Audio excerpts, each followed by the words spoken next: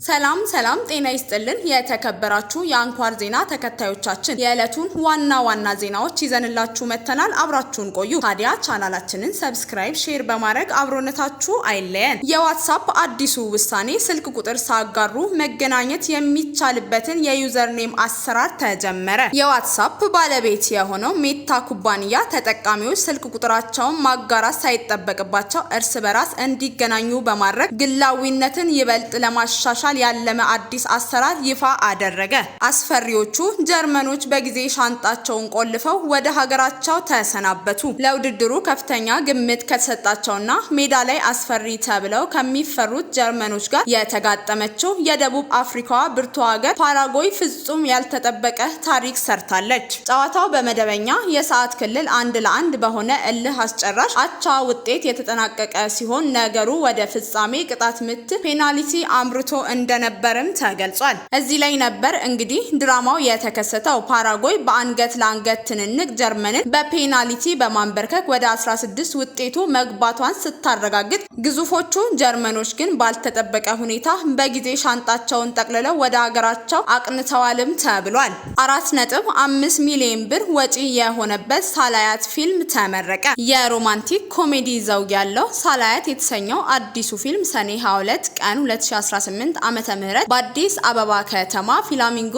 አካባቢ አዲሱ ህንጻና ወጣቶች ቲያትር ቤት ተመረቀ። ከሰኔ 25 2018 ጀምሮ በመላው ሀገሪቱ በሚገኘው ሲኒማ ቤቶች እንደሚታይ የፊልሙ ፕሮዲዩሰር ገልጸዋል። የፊልሙ ፕሮዲዩሰር እንደገለጹት ፊልሙን ለመስራት እስከ 8 ወር የሚጠጋ ጊዜ የፈጀ ሲሆን ለፊልሙ ስራም ከ4.5 ሚሊዮን ብር በላይ ወጪ መደረጉንም ተገልጿል። ፊልሙ የሮማንቲክ ኮሜዲ ዘውግ ያለውና የማህበረሰቡን የዕለት ተዕለት ህይወት የሚዳስስ እንደሆነም ተገልጿል። በእውነት መልቲሚዲያ ተዘጋጅቶ በሞሪያድ ኢንተርቴይንመንት የቀረበው ሳላያት ፊልም አለምሰገድ ተስፋዬ፣ ናታይ ጌታቸው፣ መኮንን ላከ፣ አስቴር አለማየሁ፣ ክላራ ሙልጌታ፣ ሊና ካሳና ሌሎች ተዋንያኖች የተጣመሩበት እንደሆነም ተገልጿል። ኢትዮጵያና ጣሊያን አዲስ የ70 ሚሊዮን ዩሮ የልማት ስምምነት ተፈራረሙ። የኢትዮጵያ ፌዴራላዊ ዲሞክራሲያዊ ሪፐብሊክ መንግስት ከጣሊያን ጋር የ70 ሚሊዮን ዩሮ የሚያወጣ የረጅም ጊዜ የብድር ስምምነት በይፋ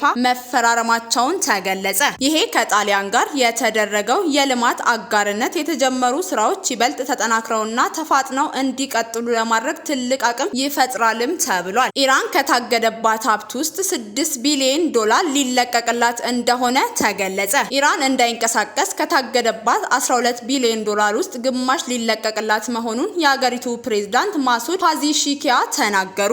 አሜሪካና ኢራን 4 ወራት ያለፈውን ጦርነት ለመቋጨት በተፈራረሙት የመግባቢያ ስምምነት ላይ ከሰፈሩት ጉዳዮች መካከል የኢራን የታገደ ሀብት መለቀቅ አንዱ እንደሆነም ተገልጿል። የደቡብ አፍሪካ ጸረ ስደተኞች ቀነ ገደብ መድረሱን ተከትሎ የሀገሪቱ ፕሬዝዳንት ተቃዋሚዎችን አስጠነቀቁ። የደቡብ አፍሪካ ፕሬዝዳንት ሲሪል ራማፎሳ ስደተኞችን በተመለከተ ሰልፍ ለማካሄድ ያቀዱ ዜጎች ተቃውሟቸውን ማሰማት ያለባቸው ያለ ማስፈራሪያ፣ ዛቻ ወይም ቀነ ገደብ መሆን እንዳለበትም አስጠንቅቀዋል። ይህንን ተቃውሞ ተከትሎ ሊመጣ የሚችለውን የኃይል እርምጃ ስጋት ውስጥ የከተታቸው በሺዎች የሚቆጠሩ የሌሎች የአፍሪካ ሀገራት ዜጎች ባለፉት ሳምንታት ጀምሮ የደቡብ አፍሪካን ለቀው እየወጡ እንደሚገኙም ተገልጿል። ለዛሬ ያዝንላችሁ የአንኳር ሚዲያ ዋና ዜናዎች እነዚህን ይመስሉ ነበር። በሌላ ዜናዎች ተመልሰን እስከምንገናኝ መልካም ቆይታ